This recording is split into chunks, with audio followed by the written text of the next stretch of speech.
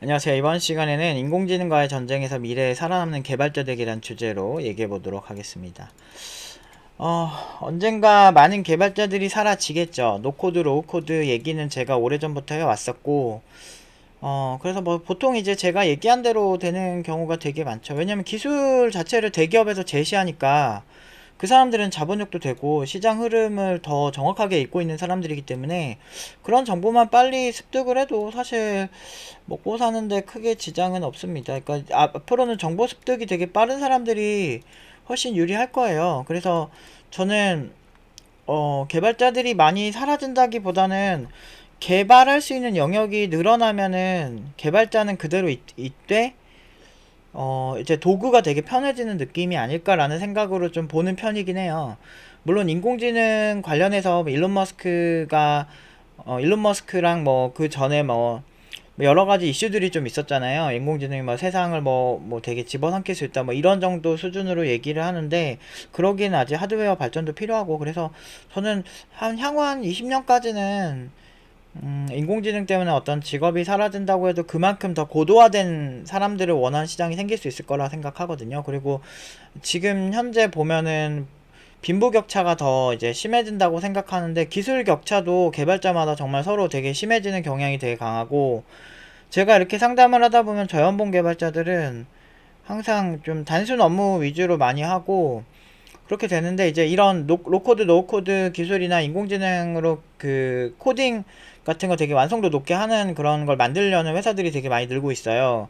그 노가다 작업이 많이 사라지면 진짜 머리를 쓸 수 있는 사람만 살아남는다고 생각하거든요. 그러면은 그때는 창의력이 더 훨씬 중요해질 수밖에 없고 그래서 막 일단은 현재는 엄청 시기상조라서 한 10년까지는 뭐 크게 문제는 없을 것 같다고 생각하는데 마케팅적 용어로서 뭐 지금 이거 있으면 뭐 씨발 인류가 난리가 난다 뭐 막 난리를 쳐. 근데 실제로 뭐 챗GPT도 많이 사용을 하고 해봤을 때 그냥 보조적 수단으로 사용하는 거지. 뭐 그렇게 소름 끼칠 정도의 뭐 그게 나오진 않아요. 어차피 그 챗GPT 어떤 방식으로 그 동작하는지 그 이론을 공부하면 결국엔 깃허브에 있는 그 코드 스타일들 합쳐가지고 그 중에서 내가 원하는 걸 유사하게 만들어 주는구나 딱 요 정도이기 때문에 그리고 그게 이제 연결성이 없잖아요. 그러니까 부분 코드는 짜줄 수 있어도 결국엔 그 연결해서 이식하려면 내가 챗GPT에다 맞는 코드들을 갖다 붙여 넣은 다음에 내가 이게 잘 동작하게끔 뭔가 안 맞는 게 있지 않나 이렇게 연결을 해야 된단 말이야. 그래서 그 작업도 사실은 그냥 내가 순수하게 짰을 때 뭐 한 10시간 걸린다면은 챗GPT로 가져온 걸 이식하고 버그 있는지 없는지 확인하고 하다 보면 그래도 한 못해도 한 대여섯 시간은 걸리지 않을까? 라는 그런 느낌이 들어서 저는 좀 그게 그 이질감 때문에 내가 이 코드를 되게 명확하게 분석하고 내가 짠 거면 어느 정도 분석을 하고 의도가 있으니까 분석을 하고 이게 쓸 텐데 그게 아니라서 조금 불만이었거든요. 그래서 그런 부분이 좀 아쉬워서 저는 개인적으로는 이제 좀 이런 게 더 많이 발전을 해야 된다고 생각이 들고 그러니까 써보고 하는 얘기고 인공지능 공부를 많이 하면서 하는 얘기고 그걸로 지금 몇 년 동안 개발을 하면서 하는 얘기고 그래서 아직까지는 그렇게 쉽지가 않다. 그래서 부분 리서치를 많이 하고 있지만 아직까지는 겁낼 정도는 아닌데요. 이게 그러니까 사람들이 막연하게 그렇게 생각하는 거야. 모르면 무섭거든. 모르면 무서운데 알면은 좀 아직까지는 조금 그렇다. 막 이런 느낌 되게 많아요. 제가 이제 황문문 교수님 영상을 좀 보는 걸 되게 좋아하고 옛날부터 황문문 교수님의 그 몰입이라는 책을 굉장히 재밌게 봐가지고 그 전에도 사실은 막연하게 이렇게 해야 그 공부를 잘한다 학생들한테 가르칠 때 이제 쓰던 방법이 알고 보니까 황론문 교수님이 말씀하신 그런 부분이랑 굉장히 일맥상통하고 제가 왜 이렇게 하면 학생들이 잘 되지 했던 부분들이 해석이 되는 부분들이 많아서 제가 그 책을 되게 좋아했는데 지금은 되게 많은 곳에서 인터뷰도 많이 해주시고 그래가지고 되게 많이 배우고 있어요. 근데 그러면서 좀 더 이렇게 왜 팀노바 친구들이 되게 고연봉자로 많이 가고 뭐라든지 잘했을까? 그 팀노바 팀원들이 그런 게 없어요. 그러니까 처음에는 사람들이 거부감이 좀 있어요. 왜 이렇게 신입인데 연봉을 이렇게 많이 불러? 이렇게 하는데 실제로 뭐 이번에도 뭐 6,500 수준? 6,500까 6,000원 중반까지 간 친구가 한 명 있고 또 한 친구도 5,000원 중반대 수준으로 간 친구가 있어요. 이제 인터뷰는 이제 다음에 올라올 건데 이런 친구들도 되게 평범한 친구였거든요. 심지어 6천대 한 중반 된 친구는 원래 연봉이 3천이었어. 이거 말도 안 되죠. 근데 이게 왜 가능하냐면 이 몰입 상태를 이용한 거예요. 그러니까 이제 창의력 인재가 뭔지부터 얘기를 하자면 일단은 창의적인 인재가 되시려면은 여러분들이 기존에 누군가 방법을 알려주는 형태는 굉장히 위험해요. 그래서 제가 학생들 가르칠 때도 검색 같은 거, 검색도 개발자 실력이 되고 챗GPT를 활용하든 뭘 하든 상관없다. 결과만 가져와라. 이렇게 네가 만든 대로 동작시킨다면 일단은 합격이다. 그 다음에 이 코드를 어떻게 더 좋은 효율적으로 바꿀 수 있냐, 아니면은 우리 팀에서 일정 대비 유지보수를 어느 정도 비율로 가져갈 것이냐, 이 생각을 하고 움직이는 건 네가 판단하고 네가 결과가 안 좋으면 네가 책임도 지고, 그런 식으로 제가 가르친단 말이죠. 그래서 가끔 되게 서운한 게 팀노바는 별로 가르치는 게 없어요. 막 이지랄해요. 근데 막 그런 게 너무 짜증나요. 왜냐면 내가 일일이 안 알려줘 봤겠어? 내가 20년을 했는데 내가 몇천 명의 학생들을 가르치면서 1대1로, 그것도 나는 뭐 그냥 학생들만 많이 가르쳤다고, 그러니까 막 몇백 명씩 모아놓고 막 설명회 한번 했다고 몇백 명이 내 제자다, 난 이런 얘기 안 해. 그러니까 내가 진짜 1대1로 한 명 한 명 얼굴 다 봐가면서 가르친 애가 못해도 1000명 넘는데, 그렇게 1000명 넘는 친구들을 보면서 지켜보고는 있지만 내가 대놓고 안 알려줘요. 왜냐면 그렇게 해봤자 효과가 없거든. 내가 그런 걸 안 해봐서 그런 거 아니잖아. 난 살면서 내가 뭐 잘하려고 했던 거 못 해본 적이 없거든. 처음에는 못하지만 나중에는 결국에는 끈기 있게 해가지고 항상 결과가 항상 최상위 티어에서 항상 놀았거든요. 게임도 그랬었고 공부도 그랬었고, 난 살면서 항상 그랬어. 왜 그랬냐면 그냥 포기를 안 해. 그리고 일단은 기본적으로 나는 나에 대한 비하가 약간 있어. 그러니까 이런 빡대가리 이것도 못해? 그러면 이제 우리 뭐 큰누나라든지 막 이런 사람들이 왜 그렇게 자기 비하를 하냐고 옛날부터 막 그랬었거든. 근데 난 이게 디폴트거든. 난 내가 뭐 못하는 게 싫어. 그래서 그거에만 더 몰입하고, 또 인간관계도 넓지가 않아서 내가 하려는 거에 좀 몰입돼 있고 이렇게 계속 집중하는 게 되게 강하단 말이에요. 근데 그런 게 이제 일론 머스크라든지 세계적인 어떤 석학들이라든지 그런 분들이 그런 성향들을 되게 많이 갖고 있대. 근데 그런 사람들이 똑똑하니까 너는 그게 되지라고 할 수 있는데, 나는 되게 멍청하니까 그렇게 한 거거든. 왜냐면 개발도 남들보다 훨씬 늦게 배웠고, 그래서 이제 사람들이 뭘 모른다고 하면 공감이 졸라 되는 거야. 나 내가 한 번이라도 고민해본 거거든. 그래서 난 내가 뭐 안 해보고 잘난 척하고 이런 적 한 번도 없거든. 나는 학생들한테 걔가 고민했던 부분 내가 다 알고 있거든. 근데 이게 핵심이었던 거야. 그러니까 무슨 얘기냐면, 창의적인 인재가 되려면 정말 실수나 실패를 되게 많이 해보는 게 되게 중요한 것 같거든요. 이렇게 화면 빨개서 좀 바꿀게요.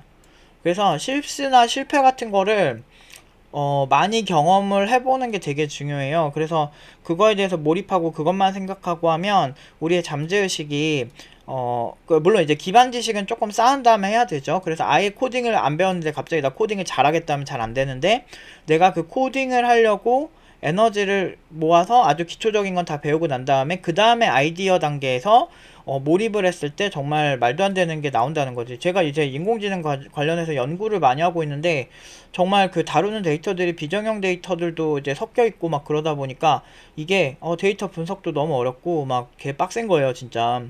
그래가지고 정말 아이디어가 부족하다, 막 고갈됐다 막 하는데, 그게 이제 그걸 해결하려면 몰입을 해야 된다. 그래서 저도 이제 거의 이제 막 많은 시간들을 갈아 넣으면서 계속 그 몰입을 하고 있는데, 확실히 조금 더 아이디어가 더 나오는 경향이 있어요. 그래서 이거 관련 내용은 황룡문 그 교수님 유튜브를 참고하시면 되게 좋을 것 같고, 그래서 제가 그런 부분에서 상당히 아무튼 굉장히 재밌게 보고 있거든요. 그런 어떤 관련 정보나 이런 생각들을.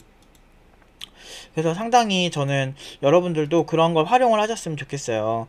그래서 제가 이제 팀노바가, 제가 팀노 에콜 42 뭐 이런 프랑스 교육 해가지고 학생들 모아놓고 니들끼리 알아서 해라 막 이런 거 있잖아요. 근데 그런 교육인데, 팀노바 같은 경우는 그런 교육보다는 조금 더 이제 좀 코칭하면서 학생 스스로 해내는 거를 되게 항상 되게 지향을 했거든요. 근데 그런 지향했던 이유가 뭐냐면, 이제 세상의 모든 문제들, 그러니까 예를 들면 제가 한 10년 전에 국내에서 레디스 별로 안 쓸 때 레디스를 추천해서 캐싱하는 걸 학생들을 가르친 적이 있어요. 근데 그때만 해도 이제 뭐 어디서 뭐 개발자 뽑는다 이렇게 올라오면 레디스 같은 거 안 써 있었단 말이야. 그 당시에 제가 실제로 학생들한테 자코리아 열어서 야 레디스 검색했을 때 몇 개 나오는지 쳐봐라 그랬더니 뭐 한두 개? 이런 기업밖에 안 돼. 지금 뭐 몇백 개가 나온단 말이야. 그러니까 그 정도로 이제 이거 나중에 이런 캐싱 기술이 대중화될 테니까, 그리고 노에스큐엘 대중화될 거니까 지금 공부해두면 너네가 몇 년은 앞서가는 거다. 거다. 내가 그렇게 가르쳤거든. 근데 아니나 다를까 지금 레디스 안 쓰는 회사가 어딨어. 웬만하면 캐싱하면 다 레디스지. 이런 식이야. 그러니까 이런 거 되게 많이 알려주는데, 그러면서 내가 얘기한 게, 어떤 기술이 지금 대세라고 해도 나중에 가면은 또 대중화가, 아까 나중에, 그러니까 처음에는 조금 써도 나중에 대중화되는 기술이 있다. 그러면 우리 계속 변화해야 되지 않겠니? 라고 얘기를 했죠. 그래서 플랫폼을 계속 여러 개로 일부러 이렇게 꼬아 놓는 거죠.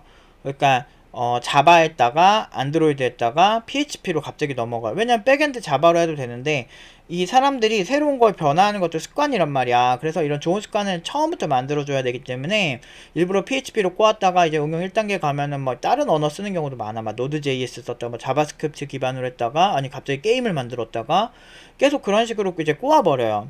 그러면 학생들은 스트레스가 되게 크긴 해요.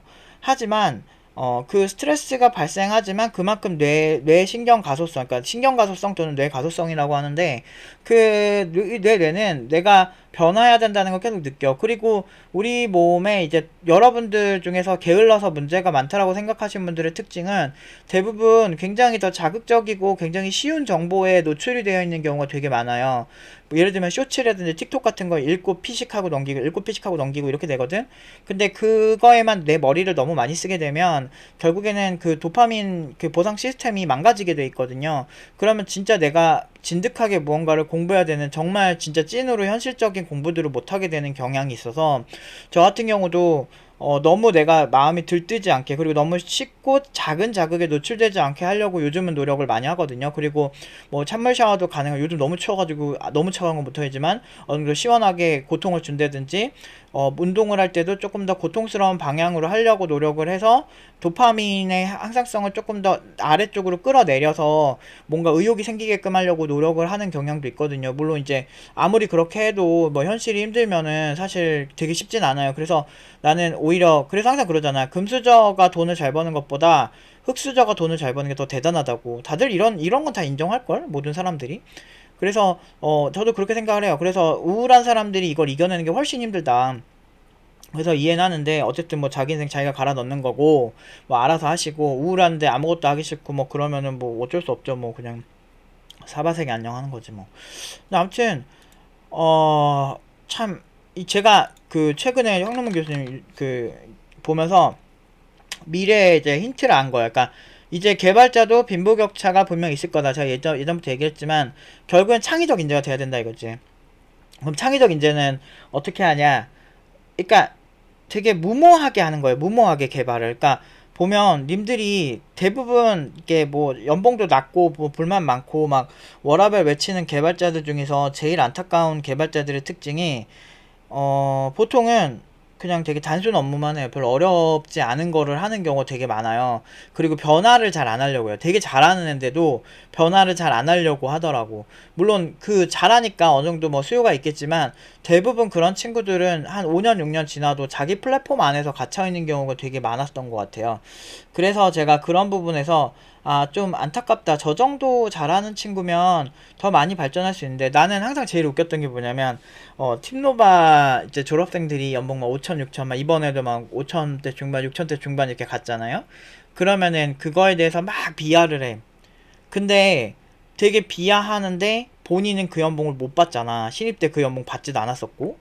그런 사람들이 그걸 비하하는 이유는 사실 어떤 객관적 근거가 없어. 그러니까 본인이 그런 친구들보다 연봉이 높고 훨씬 우월하고 실력이 좋은 사람들이면 애초에 그런 거에 별로 신경도 잘 안 쓰거든. 난 내가 학생들한테도 그래. 야, 내가 10년 전에 연봉 1억이 넘었는데 니네가 나보다 훨씬 지금 물가 엄청 올랐는데 지금 1억 받는 거 갖고 유세 떨지 말라고 난 항상 그러거든. 그러니까 1억 넘는 개발자 많다 지금은. 제가 옛날에 했을 때는 좀 이렇게 많지는 않았어도 그래도 그때도 왕왕 있었고, 그러니까 근데 지금 더 올라갈 게 많은데 어설프게 해가지고 시장에서 먹고 살려고 생각하지 마라. 계속 변화해야 된다 얘기하는데, 이게 보면 우리가 너무 이렇게 막 너무 자극적이고 너무 이렇게 사람들이 허황된 그런 것들을 많이 보니까 이제 막 보면 호캉스 안 하면은 내가 문제가 많은 것 같고, 나 말고 다른 사람들은 엄청나게 막 혜택을 누리고 사는 것 같고 막 이런 거에 너무 빠지면 결국에는 거기서 오는 한계점이 생길 수밖에 없다라는 거죠, 제 얘기는.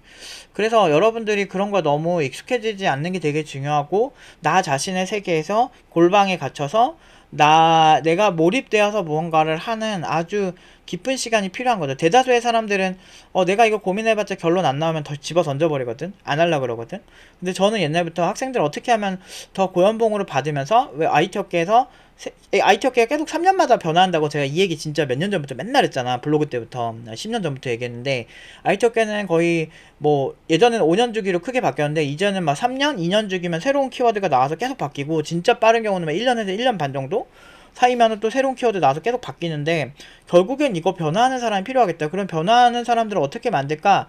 변화에 적응시키자, 첫 번째. 그래서 다른 플랫폼 교육을 정말 다양하게 하자. 이거는 팀노바가 이상한 게 아니고, 이미 애초에 컴공에서도 운영체제 가르쳤다가 자료구조 가르쳤다가 안드로이드나 이런 운영체제 중에서도 모바일 운영체제 가르쳤다가, 그러다가 갑자기 또 막 서버 수업했다가 막 이래요. 그래서 이거는 이것 때문에 팀노바를 까면 그냥 컴공 자체를 까는 거고, 그리고 기본적으로 그 고연봉 개발자라는 게 여러분들이 노력한 걸 못 알아줄 것 같잖아요. 근데 다 알아줘요. 근데 난 노력했는데 저 연봉 받는다 그러면 여러 가지 문제가 있지. 본인이 사회성이 떨어져서 저 사람이 일하고 싶지 않다라는 생각이 회사가 들었거나, 아니면은 그냥 그 정도 수준밖에 안 되는 거야. 다들 말로는 세상에서 제일 힘들고 제일 잘했다고 막 질질 짜지. 근데 사실 솔직히 말해서 질질 짜기 시작하면 한도 끝도 없어. 진짜 저도 제가 뭐 철면피가 아니고 나도 힘들어 뒤지겠거든? 근데 뭐 어쩌겠어. 그러면 진짜 직업이 다 사라질 거니까 아무것도 하지 마세요. 지금 뭘 일을 해. 서울역 가서 텐트 펴야지. 텐트 치고서 그 노숙자 거기 캠프에 가서 뭐 같이 일원이 되세요. 그 동료가 딱 되셔서 그냥 행복하게 사세요. 그러니까 아무것도 안 하면 되지. 뭐 뭔가 이렇게 불만만 존나 많고, 대안 같은 거는 뭐 얘기도 안 하고, 심지어 뭐 잘 알지도 못해. 뭐 어디서 나 보면 유튜브 보다 보면은 뭐 인공지능이 세상을 바꾼다 뭐 이런 막 영상들 있잖아. 일반인들이 막 만드는 그런 영상들 보면 당장 뭐 세상 바뀔 것처럼 얘기해. 양자 컴퓨터가 그렇게 쉽냐? 양자 컴퓨터가 그렇게 싸겠냐? 대중화가 되려면 시간이 엄청 걸리는데, 어떤 시점에 온다는 건 당연한 수순이긴 한데, 그게 언제까지 될지 모르고 사회가 이미 그렇게 급격하게 바뀌기 시작하면은 기계한테 세금을 부과해서 뭐 이렇게 한대잖아. 그때까지 기다리던가. 근데 이제는 이렇게 될 거예요. 확실한 거는 이제 양극화가 되게 심하게 될 거야. 그래서 기계가 아예 해결할 수 없는 레벨의 개발자들 있죠. 그런 사람들은 이 몰입을 통해서 여러분들 천재성을 끌어올릴 수 있죠. 평범한 사람들도 그런 난제들을 해결할 수 있다라는 가능성 같은 거를 실제로 그런 사례들도 되게 많고, 그래서 황노문 교수님 그 유튜브 채널을 참고하시면 되고, 그거 내가 일일이 내 입으로 설명하기에는 너무 빡세니까 훨씬 잘 설명을 해주셨으니까 그거 한번 참고하시면 되고, 자신의 그런 잠재의식을 깨우는 게 사실은 교육의 본질이라고 생각을 해서, 저도 막 뭐 팀너바 가르쳐주는 게 별로 없다 막 이런 식으로 얘기할 때도, 뭐 가르쳐주는 게 없는데 어떻게 모든 애들이 다 고연봉가냐, 말도 안 되는 소리 하는데, 그러니까 되게 얕은 레이어로 세상을 바라보니까 가르쳐주는 게 없어 보이지. 그 옆에 붙어가지고 내가 1 더하기 1은 2야 외워 이렇게 한다고 님들이 잘했겠냐? 말도 안 되지. 애초에 인간은 자기 일처럼 자기가 관심이 딱 생길 수밖에 없게끔 포커스가 명확하게 딱 이렇게 박혔을 때만 잘하는 거고, 그리고 내가 이거를 해야 할 수밖에 없게 절실할 때만 잘하는 게 있어. 그거는 그 교육, 내가 되게 INTP 특 있잖아요. 남들 관찰함. 내 관찰에 특화된 사람이라서, 얘는 이렇네? 얘는 이렇게 하면 안 되겠다. 이거 그런 거 되게 민감한 사람이란 말이야. 그래서 내가 그 나름대로 20년 하면서, 그렇게 욕을 먹어가면서도 사람들이 일반적으로 생각하지 않은, 통용되지 않는 교육으로 여기까지 온 거죠. 뭐 이제 뭐 조만간 또 이제 또 다른 또 취업 소식도 좋은 것도 많이 또 생길 것 같아요. 이제 최근에 또 졸업생들이 좀 있어가지고, 이제 아무튼 뭐 다음 영상은 이제 학생들 이제 그 인터뷰 영상을 올리도록 하겠습니다. 아무튼 창의적 인재는 뭐다? 결국에는 변화할 줄 알아야 된다. 그리고 몰입해서 자신의 어떤 그 잠재의식을 끌어올리는 사람이 돼야 된다는 거지. 그래서 어떻게 보면 일론 머스크가 13시간, 15시간씩 일한다는 게 저렇게 힘든데 어떻게 해야 할 수 있겠지만 그 사람은 자기 몰입 상태에 깊게 빠져있기 때문에 힘들지 않고 좋은 아이디어가 엄청나게 많아진다는 거죠. 그러니까 우리 뇌 자체가 사실 산만해지려면 한없이 산만해질 수 있기 때문에 그냥 내가 이걸 해야 되는 거에 기이게 몰입되어서 하려고 노력을 많이 해야 돼요. 그래서 일상에서 내가 하려는 거에 대한 생각을 위주로 되게 많이 하고 관련 공부들을 많이 해놓으면 그거에 대한 생각들이 내 기억 깊은 곳에 이제 빠져 있다가 어느 순간 여러분들이 릴렉스가 될 때 좀 우리가 이제 생각할 때 깊게 무조건 결과를 도출해내야 돼 이렇게 생각했을 때 잘 되는 게 아니고 어느 정도 이제 좀 릴렉스 된 때 어느 순간 좋은 아이디어가 팍 떠오른다는 거지. 그 생각만 하다 보면. 그러니까 이게 되게 과학적이고 되게 재밌어요. 그래서 여러분들이 그런 능력을 사용할 줄 알아야지. 그러니까 원피스에서도 폐양색 패기를 사용할 수 있는 해적들이 되게 세잖아. 근데 그런 거를 사용 못하면 위로 못 올라가. 헌터도 마찬가지잖아.